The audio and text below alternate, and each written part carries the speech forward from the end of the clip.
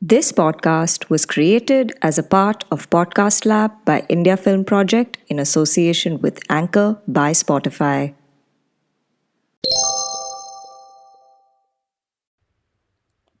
I've loved words and stories for as long as I can remember. That's how I process the world and look back on memories and understand people, really. I owe my writing to the authors that I read, especially as a child. Enid Blyton's English phrases, J.K. Rowling's well placed adverbs, P.G. Woodhouse's sarcastic wordplay, Jodi Picoult's heartbreaking metaphors, and dozens more that I consumed, loved, and envied for their magical abilities. My writing comes to me in phases. I'm still building my relationship with it. Plenty of stories left half finished, poems written after bolting upright wide eyed at 3 a.m., only to be discarded later.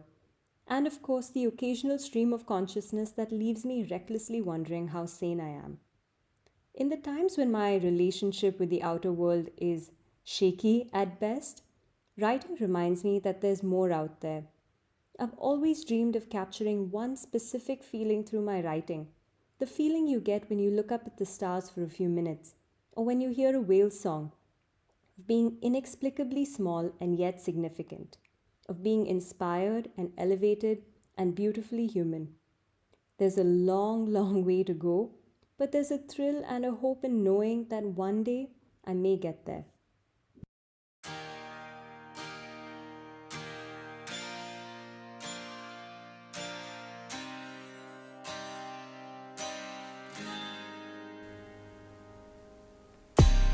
Hey everyone, welcome to the Closet Writer Chronicles.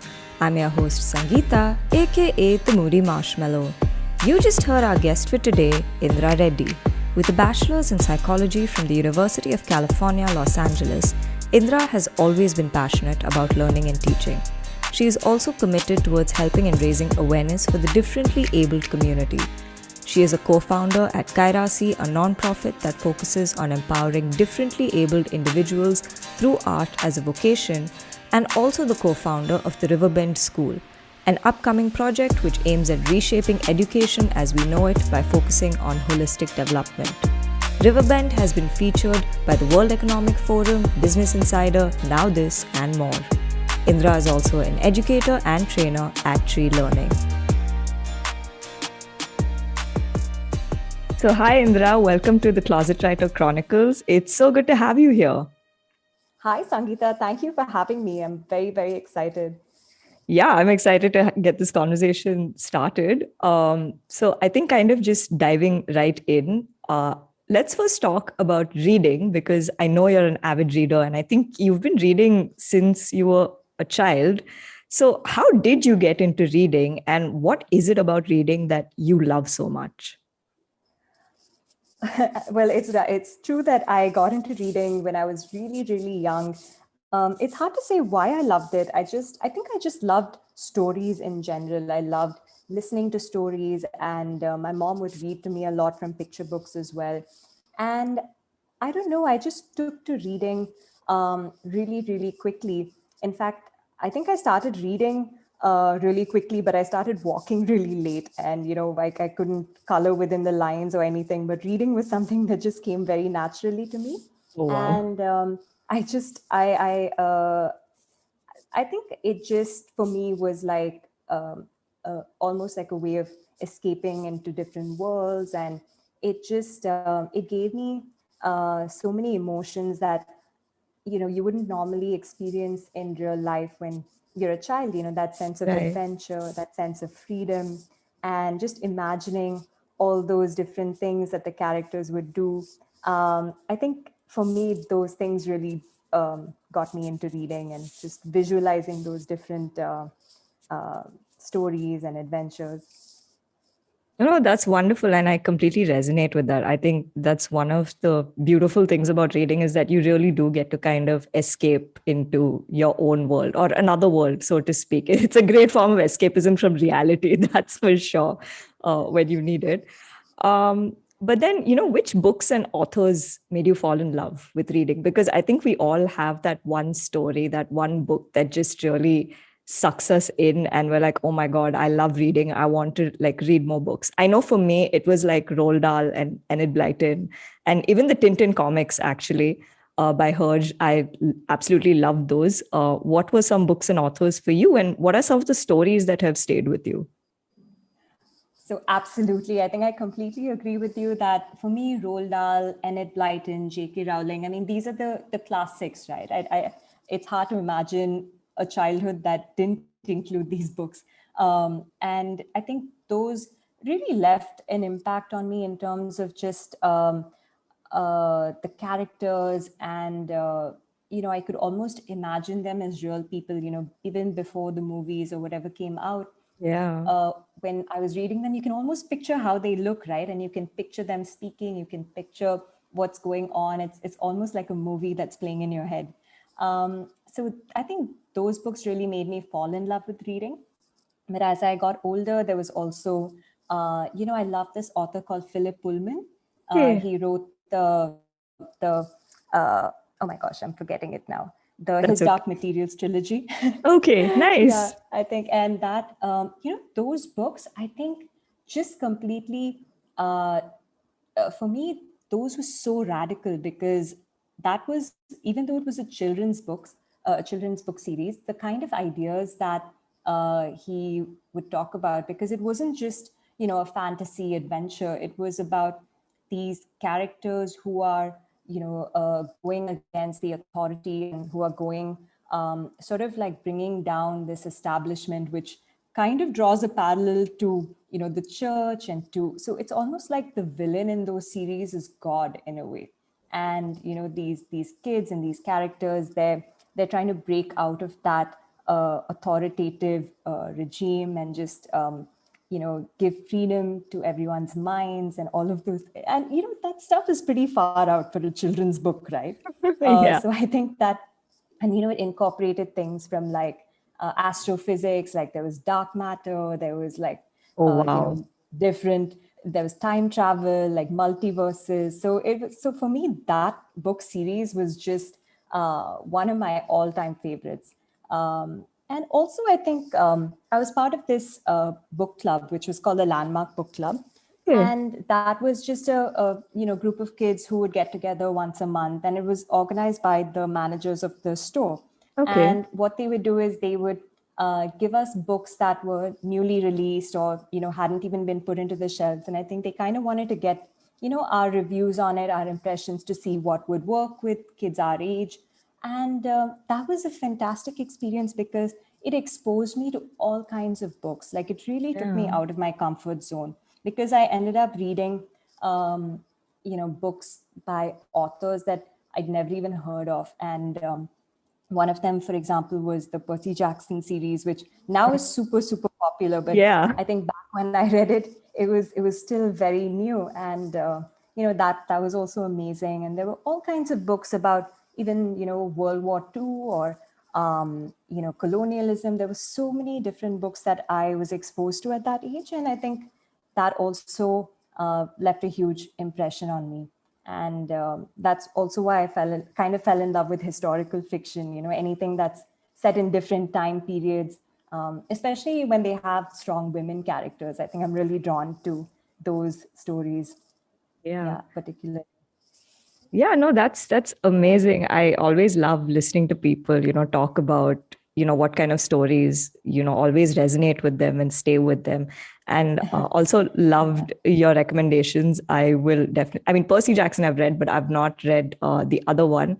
So I'll definitely go check out that trilogy for sure. I was like, oh my God, I have missed out on this.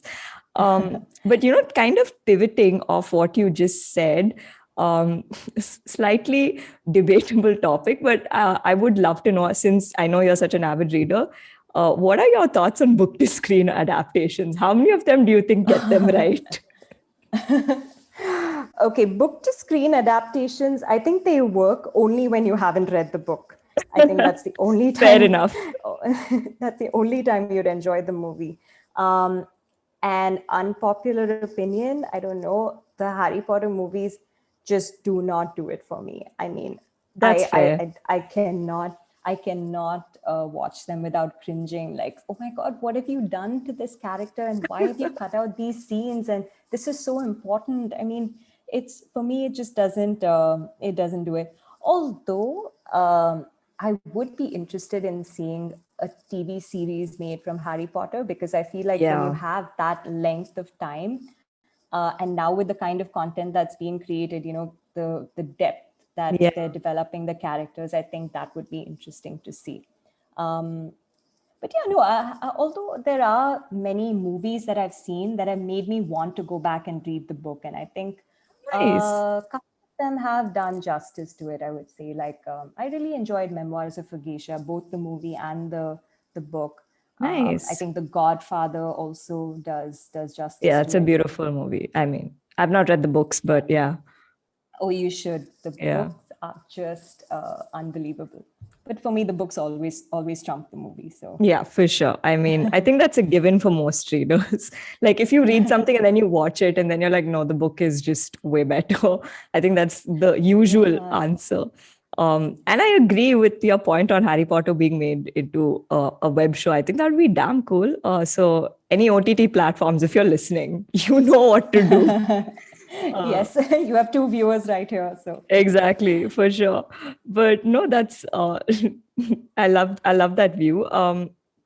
But also I know you started a bookstagram page during the lockdown, which is basically a book Instagram page, for those who may not be aware of what that is. um, what made you start that, and how has that journey been? well, some people really got into baking sourdough bread.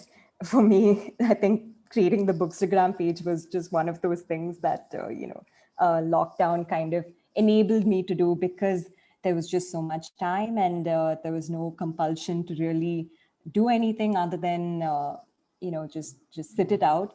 I think, okay, so how did I start it? I think it's actually because I happened to fall out of reading for many, many years. I think for like 6 to 8 years Okay. when I was in university, I didn't read a single book. And then I really wanted to get back to it. And I got some really great advice from a mentor of mine who told me to read Atomic Habits, Mm. which I think people have mentioned on your podcast before as well. And it's a great book for getting into habits. And so I actually started by reading just one chapter a day, Okay. nonfiction books. Hmm. By the way, if you haven't realized by this point, I almost exclusively read fiction, because that's my favorite kind of Oh, book. mine For too, me, mine too. reading for me, nonfiction kind of feels like work, but I'm trying to get better at it. So yeah, I think with it started with that book. I would read a chapter a day, and then I would also write down like the points that I've learned. And I really got back into it. And by the time I had finished 8 books, I had a lot of summaries of the books that were written, and I started sharing them with a couple of my friends, and they were like, "Wow, you've condensed it really well, and it would be great to put that out."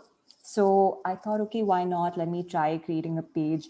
And so that was initially why it was called books.insights. It's the worst name possible, but it was just a placeholder name at that point, and I didn't bother changing it. It mainly started for me to just write key takeaways from different books that I'd read. But then it just evolved into, as I got more and more into reading fiction and new releases, it kind of became a place for me to post reviews, and then I did a couple of videos as well. So there was really no plan. It just kind of all evolved, and I just went with the flow. And I found that I really enjoyed taking photographs of books, and finding props that were color coordinated and went with the theme. So it was really just a fun thing for me to do. Yeah. Yeah, I know it's a lovely page. It's very aesthetically appealing as well, and some Oh, great it wasn't reviews. always. It really wasn't always. You have no idea how many, like, you won't even see the post that I'd posted, way before, because I kept deleting all the ones that, I didn't like. But I think that was also part of the journey. Maybe I might repost them again just to Yeah, you show the should. evolution. No, I'm sure Yeah. they'll be great. But also, I love your reviews, and I'm always like, oh, I did not know about this book. And I keep going and marking things on my TBR list, which is like a never ending list, and I really need to Yes. get to. But I think such are the pains of being a reader who always only marks TBR lists and gets books and never really gets to reading them. but Absolutely. um, but yeah, having said that, I know so I know you write book reviews, but I also know you have been into creative writing, not very seriously, but you I know you write a blog, but I know you also like, because we were a part of a writing group where we did like poetry and other forms of creative writing and like short fiction, microfiction and stuff, and you write really well, and I know that you also enjoy those formats. So when did you start writing, and when did you realize that this is something you love doing? And do you think you'll ever do it seriously, like maybe as a side gig or something like that? Well, that's a very layered question. I think I've always written. To be honest, I from when I was a child, I think reading those Enid Blyton stories. I mean, I'm sure we've all done it. We've tried to write short stories of our own, but then we realize how incredibly hard it is to actually finish it. So I think I have a ton of, just stories that I've started, and then I've just given up, before I'm even one third of the way done. But I've always, because I've loved reading so much, I think writing is the other side of the coin, and I've always wanted to do it. So since you mentioned the writers group that we were a part of, for me that was a really new experience because I've never really shared my writing before. I've never posted it. I've hardly ever shown it even to my friends because I think I was always very inhibited about how people would receive it, and Right. just it's because you're exposing yourself, right? And Yeah. it's hard to be that vulnerable. So for me, that writers group was a great experience. It was and every day you get that prompt. So for me, a big challenge was just what do you write about? Like, what do I have to say that's interesting enough for people to want to read it? So I think that group was a really nice, non-judgmental, really accepting group of people who I felt comfortable enough to share with. And actually, since then, I've been trying to write. I haven't always been successful at being consistent, but I try to set aside, some time each day just to write about anything. Sometimes I even just, if I like a particular scene from a show, I Right. just literally just transcribe it in my own words, like what went Oh, on, like just pure wow. descriptive writing. But it's just more of an exercise, just for me to be able to put words together and not feel conscious about it. And I feel like that helps me actually because, in a way, I know it's not my own content, but it's sort of like going to the gym. You Yeah. just do like the muscle work, and yeah, you just stay in practice. So I try to do those things, and I do have a blog. Again, I'm not very consistent about it, but the blog is mainly to do with my work, and Okay. I try to post, learnings or interesting discussions that I've had regarding that. So yeah. No, that's amazing. And I loved what you said about, it's true. Writing it's like going to the gym and exercising every day. It's only if you do it every day do you get better, but also I guess the process becomes a bit easier in terms of you don't face as much resistance to actually sitting down and writing something down, for sure. So Yeah. completely agree And I with think the biggest, at least for me, the biggest challenge when I'm writing is, okay, I finally figured out what I want to write about, but then when I'm writing, I just get so caught up in, okay, yeah. I could say this better and I could go back and change it, and then I just never move on. So it's like Hemingway, that famous quote of his, right? He says, "Write drunk but edit sober." I That's so think, true. That's so true. Yeah, because when you write your first draft, I think the key is to not judge yourself. Like just yeah. write whatever comes to your mind because you can always go back and edit a bad page, but you can't edit a Yeah, blank page. So it's fine if it's bad. exactly. You can always go back and rewrite. And I think that's what most of writing is. It's actually the rewriting. It's not actually the first draft of writing. Um, but yeah, that completely resonate. But then having said that, Absolutely. do you think, because now that you have pretty much done, you do both, you read and write, do you think it's important to be a reader in order to be a writer? That's a great question. I do think that it's vital to be a reader in order to be a writer, just because, and this is something that's debatable, right? I Yeah, think when you read different authors and their styles do influence you, and some may say that that's not a good thing, but I believe that especially when you read multiple books by the same author, you kind of notice their patterns of writing. Whether for sure. are their sentences really short and abrupt and like fast paced, or are they more like long and flowy and descriptive? And it's all a very subconscious thing. And I think that does help you develop your own style when you do start writing.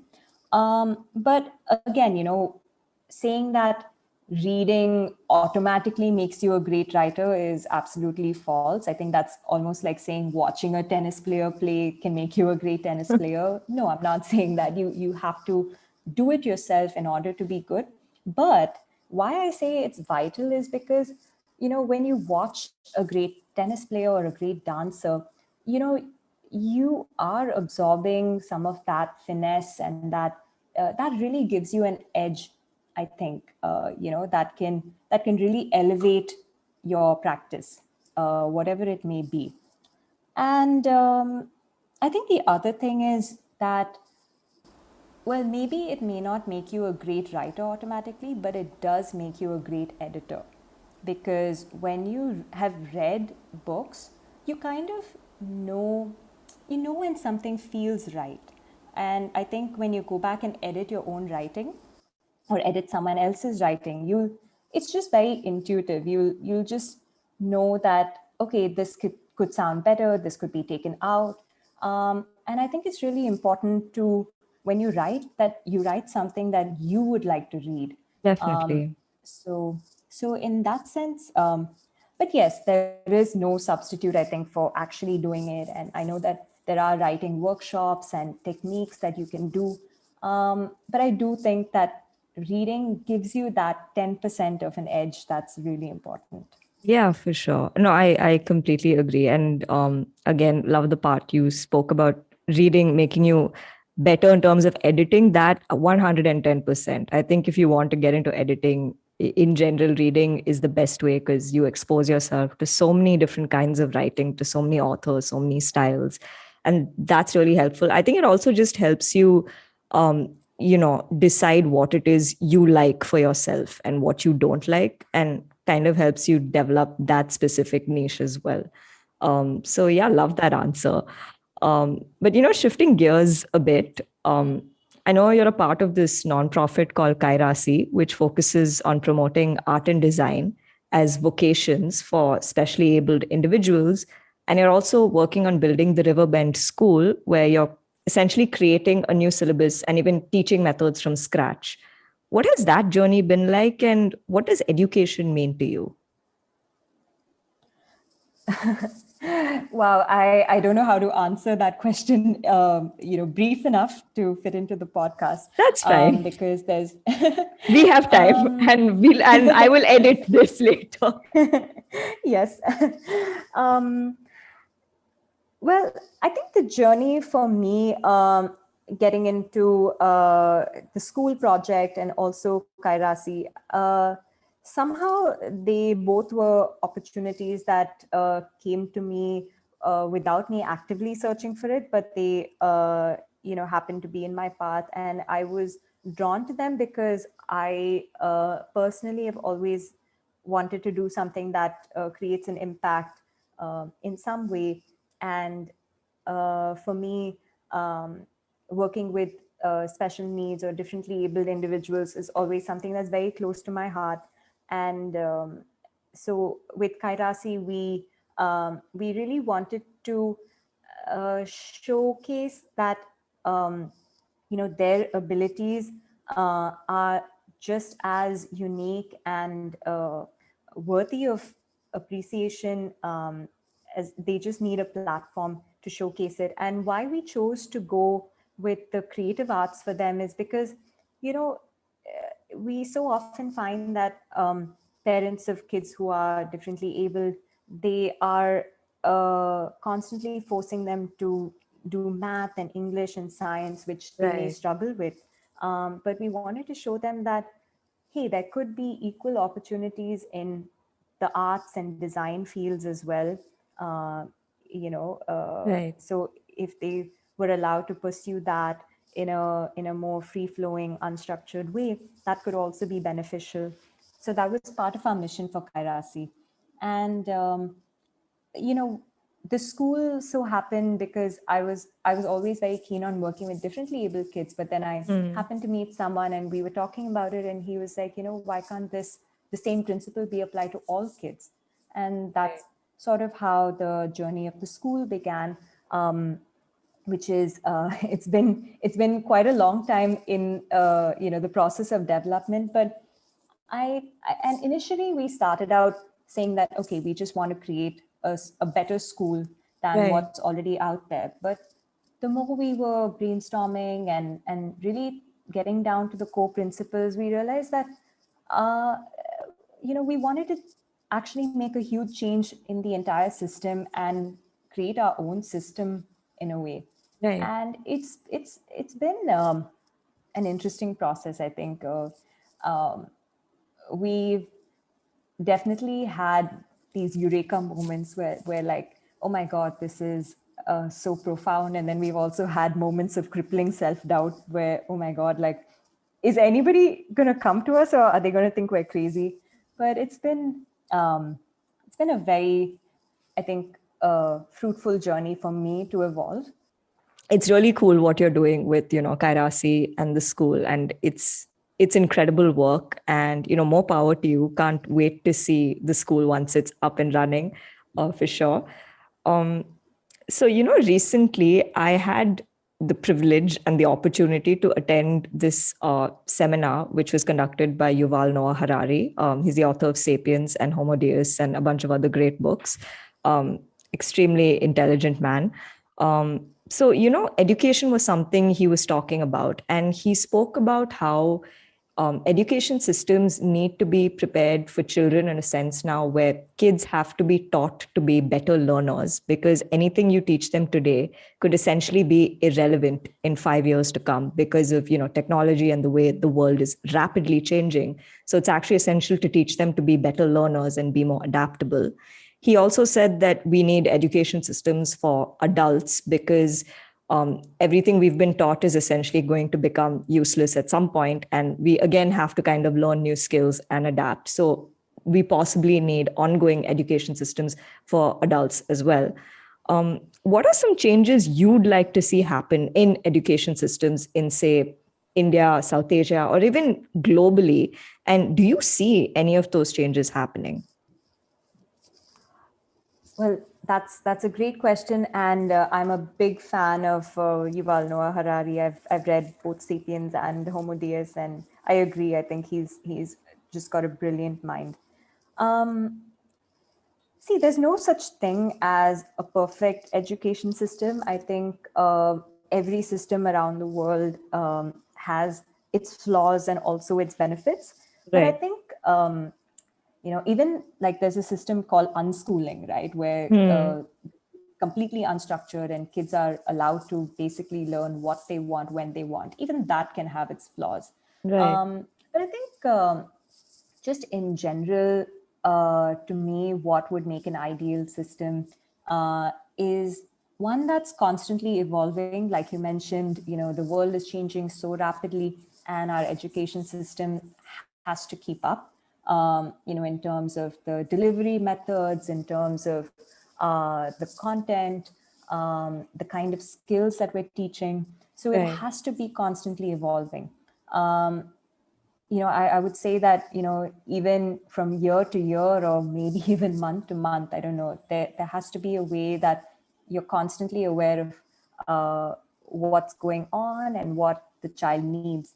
Right. The second thing is, I think the system has to look at the inherent differences within each child and cater to that. And I'm Hmm. not just talking about, okay, this child is good at math, this child is good at sport, but really look at the child as a whole. Right. What are their goals, what motivates them, where do they come from, how can we inspire them to give back, how can we enable them to be at their physical emotional peak. Right. I think we have to really look at the child as a whole, not in compartments. And Definitely. yeah, and really cater to what each child needs. um, and just to build on that, looking at the whole child, we place a disproportionate amount of emphasis on the intellectual development, but there's Right. also the physical development, there's the emotional, there's the creative, there's your purpose, uh, there's there's a lot of things that, um, yes, you are taking away time from the intellectual, but by serving these aspects, you're actually enhancing your productivity and making the child a far more capable human being. Right. Yeah, that's beautifully put. I love Yeah. that answer. And I- yeah, and yeah, and I do see a lot of changes happening, and I'm so glad that you mentioned even the new research that's going on into how kids learn. And I do see that there are a lot more brain-based learning strategies being incorporated. Teaching children how to learn. I think that's yeah, so essential because um, just like playing the piano or learning tennis, learning itself is a skill, yeah. and there are ways to do it better. And honestly, if we were just taught that, uh, that's all we really need. Yeah. No, for sure. Because yeah, I think now you do have. I mean, Yuval Noah Harari is one of them. I think even say, and Adam Grant is also another person. And Amin Tufani, another guy who's like talking about meta learning and whatnot. And it's definitely a very important skill, I think, today's day and age, for sure. But speaking about holistic development, and you did mention creativity. Do you think creativity should be encouraged more and be included more seriously in schools, be it through art, design, music, dance, writing, whatever it is? Or do you think, like how some, I think of, I don't want to say older generational people, but also just, I guess, people who've been conditioned in a certain way think that it's not really relevant for, the real world, so to speak. No, I absolutely think creativity is so important. And, we generally tend to think if someone says they're creative, we tend to think, okay, they're an artist or a writer or a chef, but we never associate creativity with, business or Right. science. And yet, creativity is such an important aspect, even in those areas. You could be just as creative with an Excel sheet as you are with a paintbrush, in my opinion. That's And I true. think that the creativity is definitely something that can be taught. I don't believe that you either have it or you don't. Hmm. Creativity, like any skill, can be developed with just by practicing it with the right exposure, with the right techniques. Like, I never believed I was creative, to be honest. Okay. And yet I found myself with the bookstagram page, for example. Just the process of compiling the photographs and finding objects that match. I think that did involve creativity, and so For I sure. realized that there was a different aspect of myself, and I found that very, very enriching. And there's actually an interesting experiment that researchers did. It's called the spaghetti tower experiment. I don't know if you've come across No, it, what where is they it about? gave so they basically gave different groups of people um, uh, these dry spaghetti Okay. and a few bits of rope, and they were all asked to see who could build the tallest structure. They were just given that. There was no tape, no nothing. Okay. And what you had to do was just find a way as a team to work together, and using just a bit of rope and the spaghetti, try to build the highest tower. So they did it across different groups. And what they actually found was that the groups that performed the best at it were Right. engineers Oh, and okay. kindergarten kids. And Wow. kindergarten kids. So, yeah. Okay. That's And the incredible. groups, yeah, and the groups that performed the worst were MBA graduates. Oh my God. So that kind of goes to show that, we all have creativity in us, but maybe somewhere along the way it's been drilled out of us. And Hmm. so I think schools, maybe even if they don't teach it, just don't do anything to destroy it. I think that's important. No, I think that's a wonderful that's a quote. That's a quote right there. Don't destroy it for sure. Um, Yeah. but no, I completely agree. I think, yeah, because I know maybe even say when all of our generation also while growing up, I don't think creativity was something that was particularly encouraged, at least not in a societal way. I do think, I do like to believe that is slightly changing now. And I completely agree with your point of, at least if you're not encouraging it, don't destroy it either, which is very true. But now we're sort of now coming to the end of this interview, as much as I would love to continue this conversation. But yeah, we usually end with these two questions. So the first one is, what are your aspirations? What are you looking forward to in the near or even distant future? Could be anything. What are my aspirations? That's honestly, I just right now I'm just hoping that the school will come to fruition soon, and at whatever way, shape, or form that it takes, or it could be smaller than we expected, or but I would just love to get that going soon. Yeah. Yeah, for sure. And can't wait for the day the school's finally here. And I'm sure it's going to make waves. I think it's such a wonderful concept, and it's definitely going to do wonders for sure. So yeah, last question. What is a piece of advice or learning you'd like to share with people? Can be professional, something you've experienced in your life, creative, could be anything. What is something you wish people knew more about? Well, I think, okay, I think one thing that my bookstagram page, I learned through that is to be okay with imperfection. Okay. And I think it's also, as I said earlier, how there were so many posts that I've deleted from earlier because I'm cringing at it, but actually I'm thinking maybe I'll repost them. And I think, with something like Instagram, it's just, when you post something and later you don't like it, there's nothing you can do about it, right? Like it's already there. And so I think just by practicing it, it's kind of made me feel a little better about not being perfect. Okay. Although it's very, very difficult. There's so many times I wish I could just delete my entire page and start from scratch again. But um, I think, and I think that's really important as part of the creative process as well, is to not throw away the process. Uh, it's to look back and see, however much you might cringe at it, uh, sometimes looking at it later on might still tell you something, and you could learn from it again. True. And the other thing that I read this book by Elizabeth Gilbert. It's called Big Magic, and Okay. it's I think it's an amazing book for anyone who's trying to be creative, who's already in the field of writing, or anything really, because she gets very real about things. And one of my favorite things that she said was that, you know, yes, we all strive to be original, and yes, originality is great. But what's really important is being authentic. And, a lot of times we get so hung up on, okay, what I'm writing is not original, it's been done before. And what she says is, yes, almost everything has been done before, but it hasn't been done by you. So, whatever it is, it doesn't matter if you feel it's not original, as long as you have your own authentic voice to it.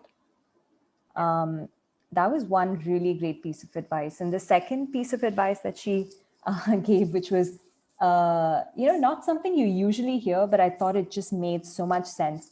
She says a lot of times people come up to me and they say, I really want to get into writing full time and I want to quit my day job and I want to get into writing. What do you think I should do? And what she says is, you know, don't do that. Yeah. Don't kill your creativity by putting pressure on it to pay for your life. Yeah, And true. I think I think that was just so real. It's not, yeah, people say go follow your passions, go do that, but she was very real about it. And she said, when you are expecting your writing to pay for your rent, that's the that kind of pressure will you will not be able to write as well as you could than if you were writing purely for the joy of it. Yeah. So No, for I think sure. those were really great pieces of advice that I read.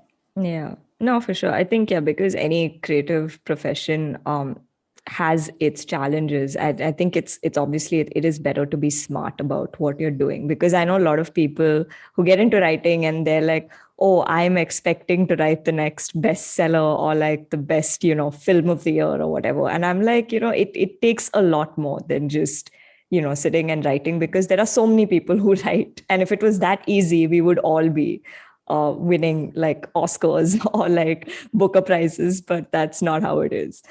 But yeah, Exactly. two wonderful pieces of advice for sure. I think much needed for a lot of people to hear. And with that, we have come to the end of this interview. Thank you so much for being a part of this, Indra. Absolutely loved this conversation, learned so much from this. Yeah, thank you for being here. Thank you so much, Sangeeta. I think your questions were absolutely thought provoking and it made me self reflect a lot as well. I really enjoyed being here and thank you so much for having me. Thank you. So that was my conversation with Indira Reddy. This was a really enriching conversation, and I absolutely loved listening to her talk about education. I also got some great book recommendations, which I cannot wait to check out. Closing this episode with a blog piece written and narrated by Indira. I hope you enjoyed the show, and I'll see you next week with a new guest and a new chronicle to share. Talk soon!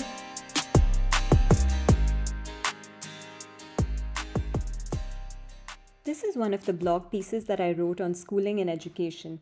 I haven't actually posted it yet, but it's one of my favorite pieces. Not because of the writing so much, but more because the discussion that preceded it truly left me feeling inspired. It was part of our brainstorming sessions on how we can truly nurture our children's emotional intelligence, and we tried to get to the heart of what children and in turn adults really need. This conversation left me with a feeling of great hope and optimism, and I tried to capture our thinking in this piece called The Authentic Human Being. So here goes. What we see and perceive of another person is not their real self. It is a layer that forms as a combination of their fears, desires, beliefs, or triggers. These in turn are shaped and reinforced by their life experiences right from childhood. For example, consider a person who grows up in poverty but later becomes wealthy. However, he is still insecure about money and never feels that he has enough.